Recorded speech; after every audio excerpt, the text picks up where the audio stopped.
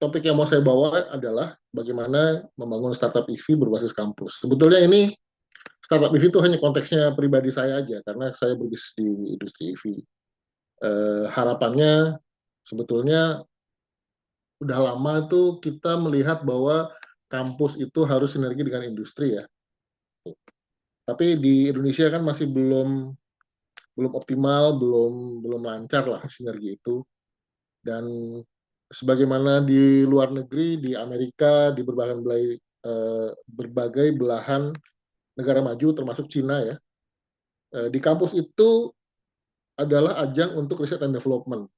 Jadi sangat sangat wajar atau sangat banyak ditemukan startup-startup yang berbasis kampus yang bahkan sekarang menjadi perusahaan yang udah established gitu.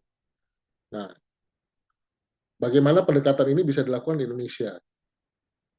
Tentunya banyak tantangan, tapi kalau saya lihat perkembangan teknologi di kampus belakangan ini mulai bagus gitu ya. Banyak teknologi-teknologi yang dikembangkan yang mestinya bisa kita kulik untuk bisa mendorong ini menjadi satu startup yang bisa menjawab permasalahan yang ada di masyarakat.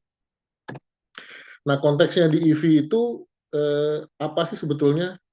Ya, kalau kita bicara soal startup clean tech, adalah bagaimana menjawab permasalahan perubahan iklim dunia. Bahwa sebetulnya yang dijagain adalah bagaimana kita nggak bisa, bagaimana iklim itu nggak, bagaimana temperatur itu nggak naik sampai di atas 1,5 derajat.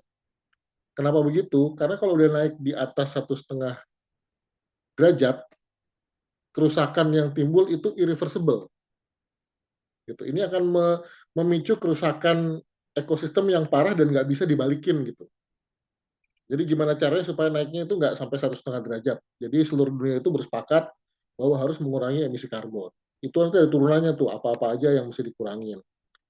Nah, Indonesia dalam hal ini dan seluruh dunia lainnya agree bahwa dalam Paris Agreement harus dikurangin. Ada komitmen-komitmen yang mesti dikurangin, terutama kalau di sisinya kendaraan adalah tidak memakai kendaraan yang beremisi di tahun tertentu. Kalau nggak salah di Indonesia 2030 atau 2035 ya, sudah tidak memproduksi lagi kendaraan yang non-EV, kendaraan ICE. Nah, tapi itu bukannya tanpa tantangan gitu. Seperti bagaimana umumnya di kehidupan berbangsa dan bernegara ini agak sulit tuh untuk bisa pemerintah bisa steering semuanya menuju ke arah yang sama. Karena banyak hal yang di sisi mereka itu sangat sulit, terutama di sisi regulasi dan lain sebagainya. Nah, pemerintah sendiri sudah punya komitmen yang cukup kuat sebetulnya, keinginan yang cukup kuat untuk bisa mencapai itu. Salah satunya adalah untuk dengan menghentikan BBM yang impor. Kenapa begitu? Kita sudah tahu bahwa pemerintah punya tantangan di subsidi BBM. Subsidi BBM kita itu adalah 44 miliar dolar per tahun. Bayangkan kalau subsidi itu dipakai untuk yang lain, ya, membangun pendidikan, membangun kesehatan, infrastruktur dan lain sebagainya, itu cukup besar ruang fiskalnya. Dan kalau kita bisa menghentikan itu bisa dialokasikan buat yang lain. Dan pemerintah sendiri punya target transisi untuk di ekosistemnya sendiri, mereka sendiri itu sekitar 2,7 hampir 3 juta lah kendaraan yang harus berubah gitu. Dan ini merupakan tantangan yang besar. Baru pemerintahnya aja, total sekitar 6 juta lah kendaraan yang harus di switch ke kendaraan yang ramah lingkungan. Nah, gimana caranya? Ya, tentunya pemerintah punya roadmap ke situ. Nah, kami melihat bahwa ini merupakan tantangan buat kita semua dan harus dibantu untuk bisa mewujudkan itu. Supaya apa? Ya tadi itu, bagaimana menjaga supaya kenaikan temperatur bumi itu tidak melebihi 1,5 derajat. Nah, pertanyaannya kenapa sih harus kendaraan listrik gitu kan ya? Kenapa nggak yang lainnya? Kenapa nggak hidrogen gitu? Nah, ternyata kalau kita lihat memang secara sistem efisiensi yang paling memungkinkan, yang paling masuk akal itu adalah kendaraan listrik, gitu, dibanding kendaraan yang lain. Apa namanya? Kita bicara contoh realnya aja ya. Di dunia itu kendaraan yang berbasis hidrogen, Toyota baru ngeluarin satu Toyota Mirai namanya, yang ada di Jepang itu pun penjualannya terbatas banget.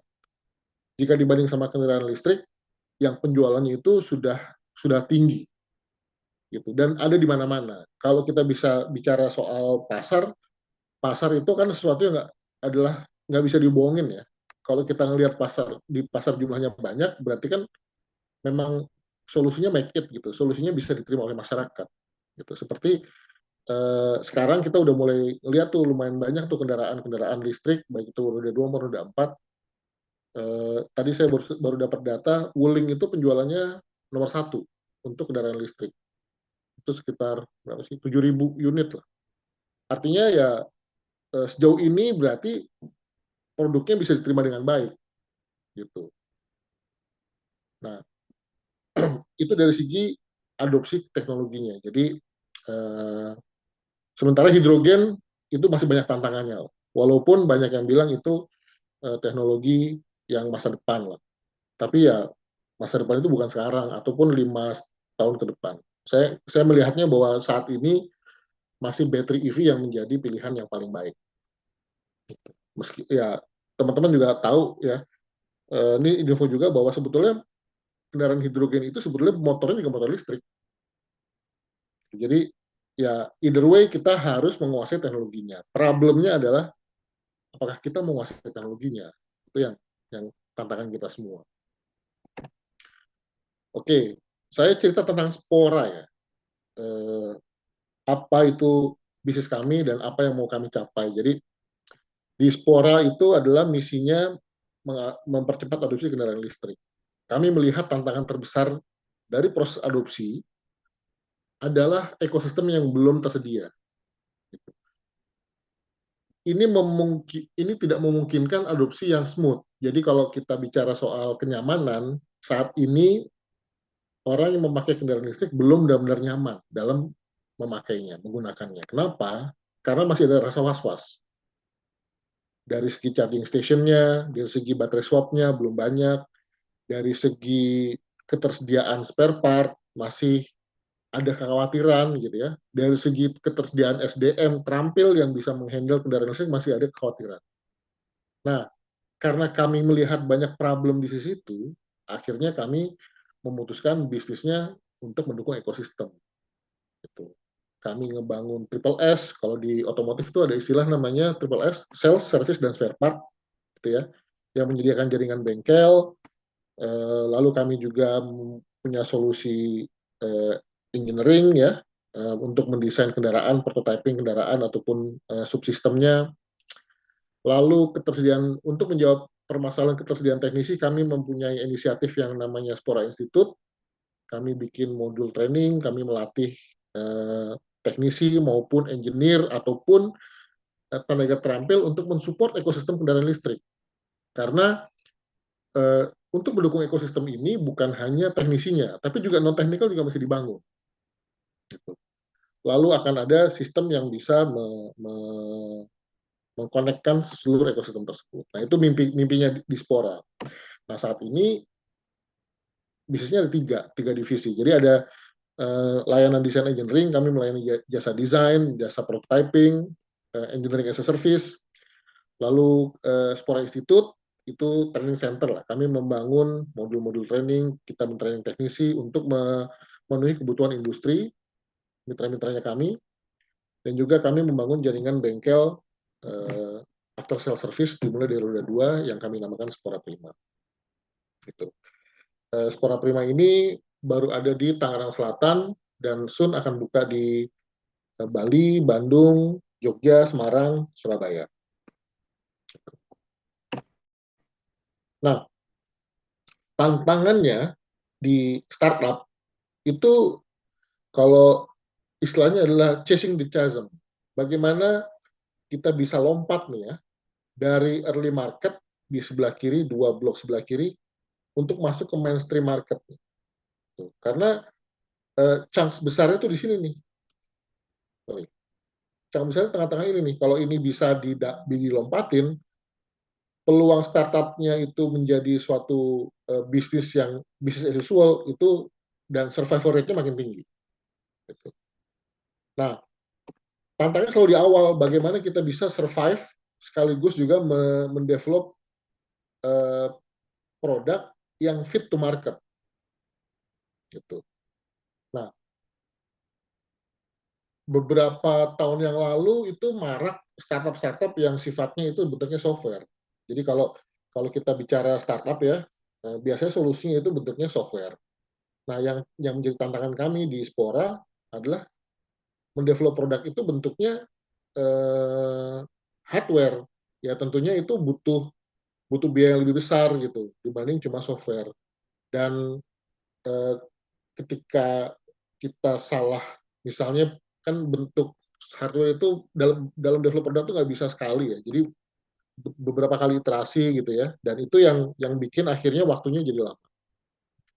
Nah, makanya dalam strategi kami, kita nggak hanya fokus ke development gitu, karena perusahaan kan harus hidup ya, harus ada pemasukan yang masuk, pemasukan yang jalan gitu, sehingga kita bisa menghidupi diri kita sendiri. Makanya biasanya startup itu punya strategi bermacam-macam. Nah, kalau kami itu ya kami dalam mendevelop produk, tapi produk ini bisa diadopsi oleh klien lah. Jadi kita melayani service yang perusahaan-perusahaan yang memang cocok dengan produk kami gitu. Dan tantangannya lagi, balik lagi kalau kita bicara adopsi EV di tanah air, market di Indonesia tuh unik ya. Karena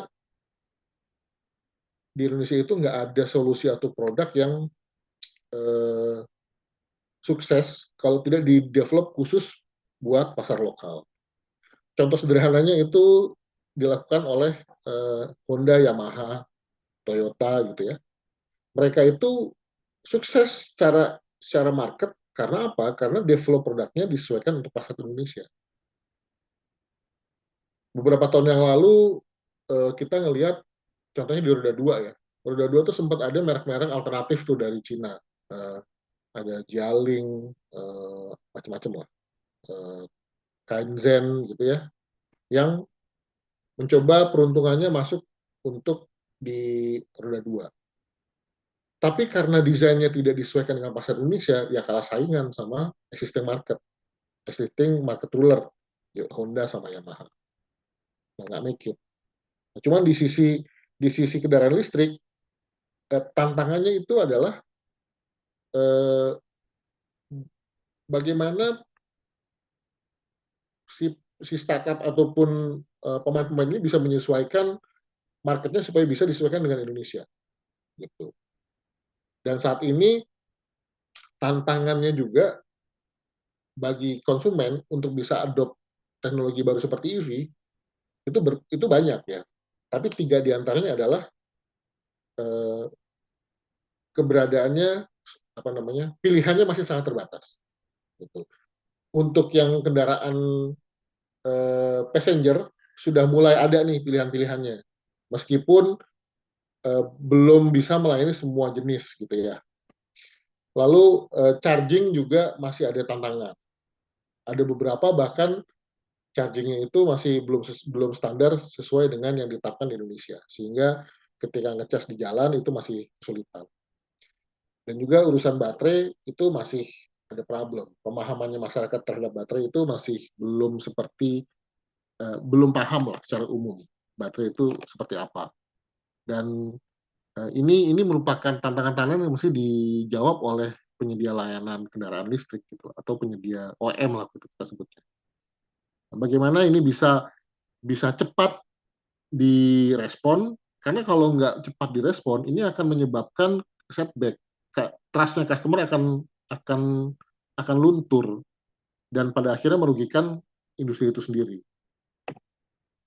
Nah, makanya pendekatannya di kami sebagai penyedia layanan service company buat ekosistem kendaraan listrik ya, ini seperti ini. Jadi kami membuat suatu pendekatan menjalin ekosistemnya supaya bisa terhubung antara manufacturer, after service, service, sales distribution, dan research and development. Ini yang kami bangun di Tangerang Selatan. Jadi Spora berkolaborasi dengan kampus dan SMK untuk membangun jaringan untuk bisa mendorong tumbuhnya ekosistem pendukung EV. Gitu. Jadi kami punya banyak mitra ya, kampus. Tapi salah satu yang menarik adalah case-nya di Tangerang Selatan itu ada kampus namanya UPJ, Universitas Pembangunan Jaya. Spora punya kemitraan sama UPJ untuk develop yang namanya Urban Mobility Lab. Gitu. Kenapa di UPJ? Karena mereka punya jurusan desain produk. Gitu. Jadi dari akhir tahun 2021 ya, kami mulai masuk ke UPJ untuk ngajar. Jadi kita ngajar satu kelas namanya desain transportasi, dan di situ dibangun yang namanya case-case ya. Jadi kita ngasih tugas supaya bisa develop case yang menjadi tugas sekolah gitu. Itu di kampus. Di SMK kami juga punya kemitraan sama SMK TI 11 untuk develop namanya teaching factory, teaching workshop, untuk bisa mengaplikasikan apa yang sudah diriset dibangun di situ gitu. Nah, ini agak menantang nih, karena apa? Lembaga pendidikan pada dasarnya itu ya ngajar gitu. Bukan suatu lembaga komersial yang berpikir untuk bisa menjawab kebutuhan masyarakat. Jadi kalau kalau fine tuning itu jadi satu kendala juga tuh untuk bisa gimana caranya bisa gerak cepat gitu. Karena proses riset di kampus itu berdasarkan anggaran. Jadi prosesnya setahun sekali gitu. Jadi ini yang bikin development produknya di kampus tuh lama banget gitu. Nah, berbeda dengan yang di industri, kalau bisa develop produk itu bisa sebulan, ya kenapa mesti 5 bulan, 6 bulan gitu. Ya, tapi itu adalah dinamika yang terjadi. Jadi kami lakukan itu, harapannya ekosistem ini bisa terbentuk gitu. Dan kami merajut ini semua dengan mitra-mitra yang lain gitu. Contohnya misalnya after sales service, kami menggandeng konsorsium Hyundai Kevico dan juga ITRI Mobility untuk bisa melayani after sales service mereka. Gitu. Dan di sisi OEM kami menggandeng merek-merek baru, startup baru, ada Mimo sama Astrobike untuk bisa supporting juga ke situ. Jadi hubungan ini yang kami jalankan di Spora supaya bisa terjalin hubungan saling menguntungkan dengan pihak-pihak yang lain. Lalu apa yang dikerjain sih di Spora gitu ya? Jadi riset yang dibangun itu kami mulai dari baterai. Kami develop baterai pack untuk ukuran besar maupun yang kecil. Ini contohnya yang besar nih. Jadi pekerjaannya itu dimulai dari beberapa tahun yang lalu. Partner saya, Mas Adi, develop baterai pack di kantornya yang lama, Baran Energi. Lalu pekerjaan itu di carry over di Spora. Kami bangun baterai pack, punya desain sendiri, untuk ini kendaraan roda 4 ukuran minivan sampai double cabin gitu. Nah, ini dari segi kendaraannya juga kami bangun. Jadi mulai dari EV conversion, pertama bis ya, kami punya kerjasama dengan Damri pada tahun 2021 akhir untuk desain engineering ya, untuk mengkaji EV conversion ya. Tapi sayang waktu itu COVID, jadinya nggak bisa dilanjutin untuk bangun kendaraannya, itu karena kami waktu itu fundraising gagal, semua itu kena dampak COVID, jadi nggak jalan proyeknya. Tapi pada akhirnya kita ngerjain konversi buat roda 4, khususnya double cabin ya. Ini dari klien, kita dapat kerjaan sambil develop. Jadi bagaimana kita survive ya, kita ngerjain kerjaannya seperti ini nih. Develop untuk klien, kita bisa riset tapi dibayarin klien, istilah begitulah. Lalu juga ada BMW 318 sama Porsche replika ini. Dan ini yang BMW sudah selesai, sudah dapat homologasi, dapat surat SUT, bisa jalan di jalan gitu, dapat street legal lah. Dan pathway kami untuk develop kendaraan listrik itu ya tadi udah cerita soal baterai dan kendaraan konversi baik yang besar ya, double cabin, sampai kita sudah mulai juga pekerjaan untuk develop platform. Jadi ini dikerjakan berkolaborasi dengan kampus. Nah, untuk yang platform development ini kerjasama dengan BINUS ASO Tangerang Selatan. Jadi kita mulai menerima magang mahasiswa-mahasiswanya, kami develop project bareng sama dosen-dosen di sana untuk develop platform. Ini masih early design, masih ongoing. Ini contoh gambarnya kendaraan yang roda 4 double cabin. Ini versi 1. Saat ini kami juga lagi ngerjain yang versi 2 dengan klien yang lain. Jadi di desain yang ini disempurnakan lagi dengan improvement. Kalau yang dulu itu baterainya masih beli, jadi kita beli baterai dari China, yang sekarang baterai packnya kita desain sendiri. Itu improvementnya. Dan ini contoh yang vehicle design. Jadi kalau tadi kan kita bangun kendaraannya, kalau ini contoh desain yang kita bangun. Yang sebelah kiri itu bagian nomor 2 itu ada yang minivan ini hasil kelas nih. Jadi kami ngajar kelas di UPJ, tugasnya bikin desain eksterior ini, itu minivan case-nya. Dan yang sebelah kanan ini adalah sepeda motor roda 2 yang kita bangun untuk salah satu startup yang akan komersial di tahun 2025 nanti. Nah, ini gambarnya. Jadi ini desainnya cukup unik, memang dibuat untuk kendaraan komersial. Jadi melayani B2B, melayani untuk bisnis. Jadi kendaraan ini bisa dipakai buat cari duit, gitu. Kayak di Indonesia kan kebanyakan kendaraan roda 2 dipakai buat cari duit ya. Ada Gojek, ada Grab gitu ya untuk nganter barang, nganter penumpang.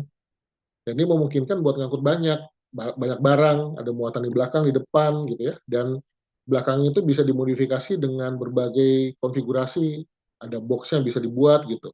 Nah, kurang lebih seperti itu. Nah, ini menarik karena pengembangan dari ini adalah diaplikasikan untuk jual burger. Ini ada klien kami namanya Bar Burger, dia pakai platform kami untuk dipakai buat jualan burger. Jadi pakai buat ada ada fryernya di atas, ada grillnya gitu, dipakai buat jualan. Ini sedang finalisasi prototipe-nya. Nah, dari sini sebetulnya banyak kemungkinan-kemungkinan yang bisa didorong untuk dikembangkan lebih jauh ya. Nah, ini contohnya yang kami buat dengan harapan kita bisa kolaborasi dengan kampus untuk develop solusi di atasnya gitu. Nah, tadi itu yang dibikin sama untuk Bar Burger ini dikembangkan bersama UPJ. Jadi kami develop produk ini bersama UPJ untuk membangun solusi yang di atasnya nih, yang kartnya itu didesain oleh bersama teman-teman UPJ. Gitu. Nah, cuma ini pekerjaan belum selesai kan, jadi harus idealnya startup-startupnya bisa dibangun untuk bisa mendorong ini menjadi lebih komersial gitu. Dalam artian ini kan baru satu contoh use case burger, tapi ada contoh-contoh ada use case yang lain bisa dikembangkan untuk berbagai macam aspek industri, aspek masyarakat gitu kira-kira. Nah, jadi mungkin kita diskusi dulu kali ya. Dari sini, apakah teman-teman punya pertanyaan? Saya open untuk menjawab pertanyaan-pertanyaan kalau misalnya ada yang kurang jelas.